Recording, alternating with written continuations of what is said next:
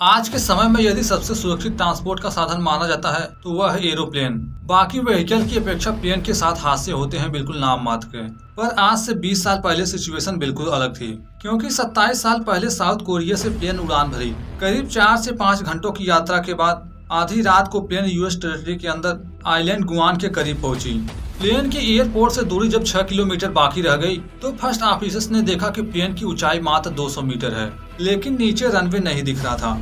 यदि plane runway के करीब नहीं था तो प्लेन था कहाँ? सबसे बड़ा सवाल, प्लेन में बैठे हुए यात्रियों के साथ हुआ क्या होगा? ये था कोरियन एयरलाइन फ्लाइट 801। वक्त था 6 अगस्त सन 1997 का। This is the story of Korean Air Flight 801. Plane crash on the Pacific island of Guam. The Korean Air Flight 801 crashed on Guam on August 6, 1997. Korean Air Flight 801 unfolded August 5th, 1997. In Air Flight 801. 6 August 1997.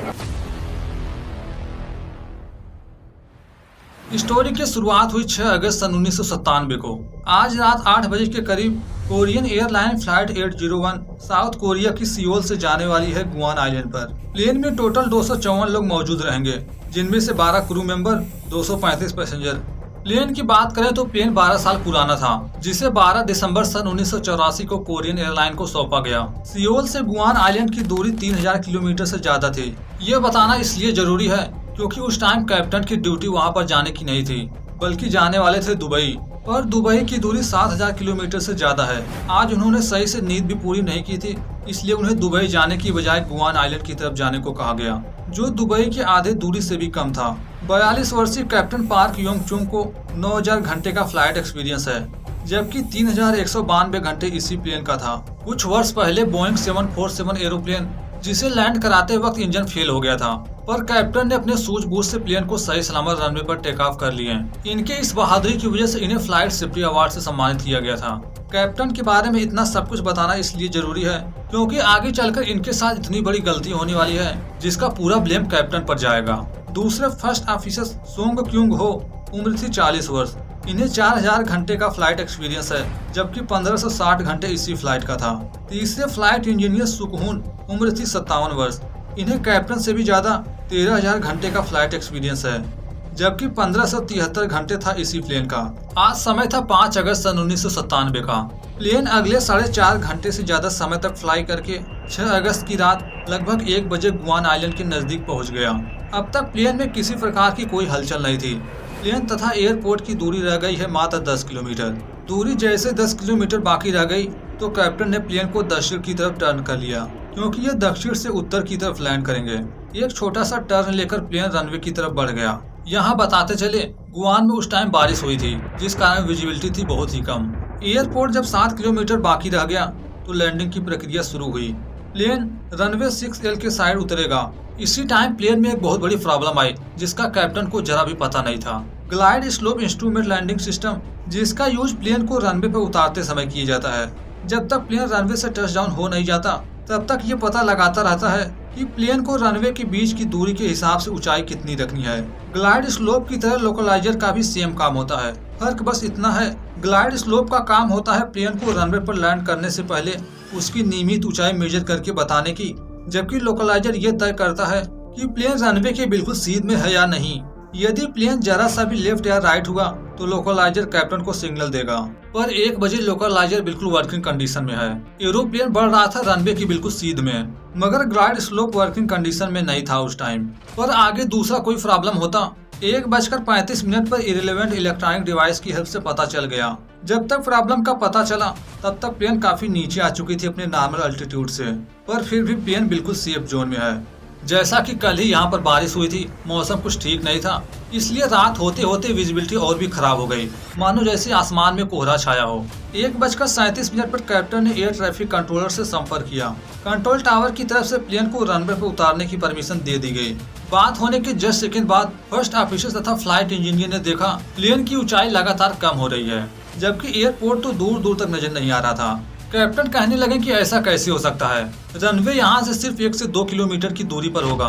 मौसम खराब है, शायद दिख नहीं रहा होगा इसी वजह से। लेकिन फर्स्ट ऑफिसर कैप्टन से बार बार कह रहा था कि यहाँ 1-2 किलोमीटर दूर की बात एयरपोर्ट की दूरी 3 से 4 किलोमीटर भी होती तो भी दिख जाना चाहिए, क्योंकि एयरपोर्ट पर जलती हुई लाइट को कई मील दूर से भी देखा जा सकता था। पर यहाँ सिचुएशन बिल्कुल अलग है। नीचे है बिल्कुल अंधेरा। एक बार फिर से कंट्रोल टावर से कांटेक्ट किया गया, मगर उस तरफ से कोई भी रिस्पांस नहीं मिला। दोबारा से कांटेक्ट किया जाता, इससे पहले उन्होंने देखा प्लेन बादल से बाहर निकल आया। अगले पल एक और कंफ्यूजिंग मोमेंट आया, क्योंकि अब टाइम हो चुका था प्लेन को रनवे पे उतारने का। कैप्टन तुरंत लैंडिंग गियर ऑन किए हैं, पहिया बिल्कुल रेडी है रनवे से टचडाउन होने के लिए। लेकिन फर्स्ट ऑफिसर बार बार कह रहा था रनवे दूर दूर तक नहीं दिख रहा। पर DME distance measuring equipment runway दिखा रहा था सामने।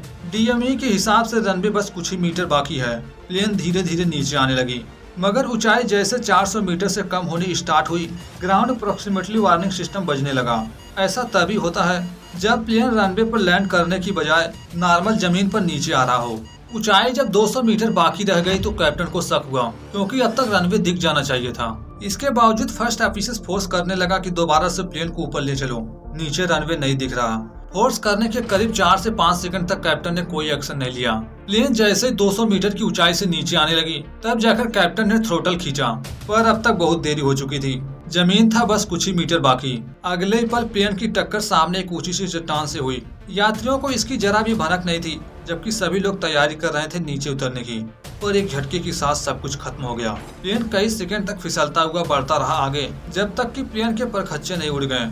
ये इतना भयानक प्लेन क्रैश था, किसी का भी जीवित बचना पॉसिबल नहीं। एक्सीडेंट के तुरंत बाद प्लेन में आग लग गई।